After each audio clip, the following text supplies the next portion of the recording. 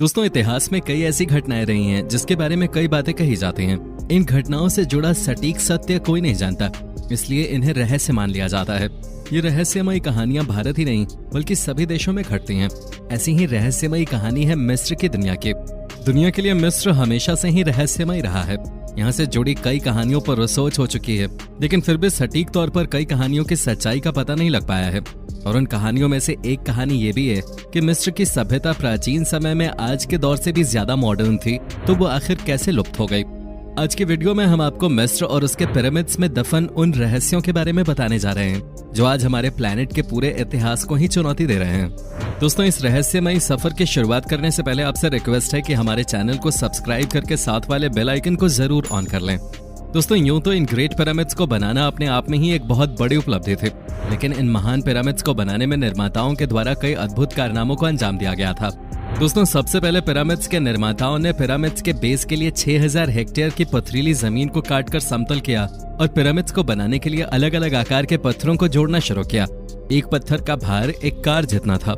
कई granite blocks को 500 मील से भी ज्यादा दूरी से लाया गया था और हर ब्लॉक का वजन 12 से 70 टन के बीच था। इन ब्लॉक्स को 210 फीट की ऊंचाई पे फिक्स किया गया था, जो कि आज के समय में भी असंभव लगता है। दोस्तों, पिरामिड्स के अंदर 3 चेंबर हैं जो कि गजब की बारीकी से बनाए गए हैं।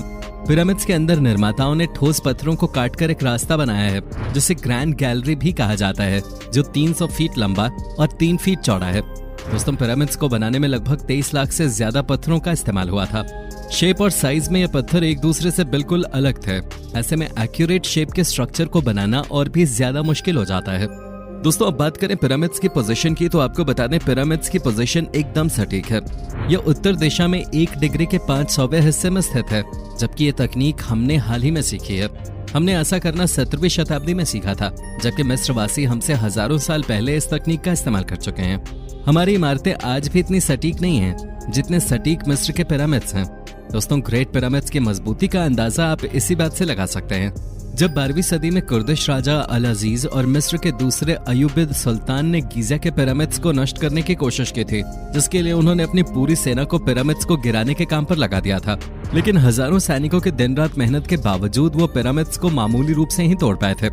इतिहासकार बताते हैं ऐसा इसलिए था कि पिरामिड्स बहुत ज्यादा मजबूत और अत्यधिक बड़े थे, जिसके बाद चाहकर भी कुर्दिश राजा अपने मंसूबों को पूरा नहीं कर सके।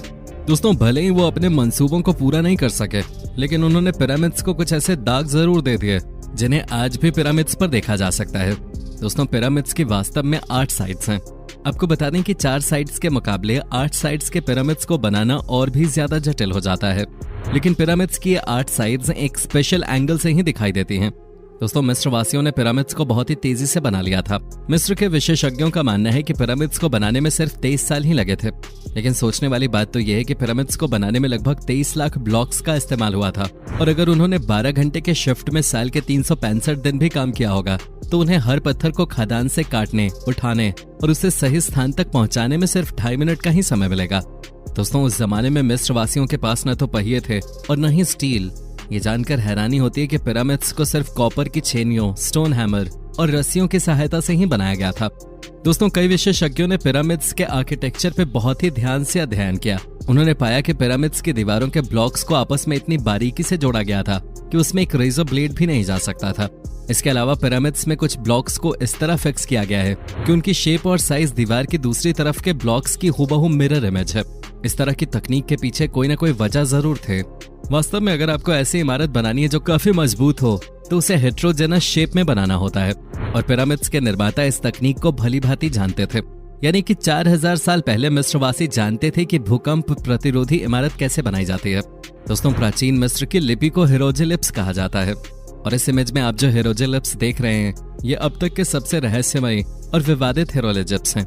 इन तस्वीरों को देखने के बाद आप सोच रहे होंगे कि प्राचीन मिस्र वासियों के पास कोई न कोई मॉडर्न टेक्नोलॉजी जरूर रही होगी, लेकिन ऐसा कुछ भी नहीं है। वास्तव में ये तस्वीर कोइंसिडेंस से बनी है। ये मिस्र के 2 फराओ सेती I और रामेसेस II के नाम हैं, जो आपस में मिल गए थे। जब इन्हें अलग किया गया तो ये तस्वीर सामने आ गई। मिस्र के विशेषज्ञों ने लक्जर टेम्पल में स्थित रामसेस II के स्टैच्यूज की बारीकी से जांच की, तो उन्होंने पाया कि इन स्टैच्यूज को बहुत ही अविश्वसनीय रूप से तराशा गया था। वहां पर इस तरह की 2 मूर्तियां हैं।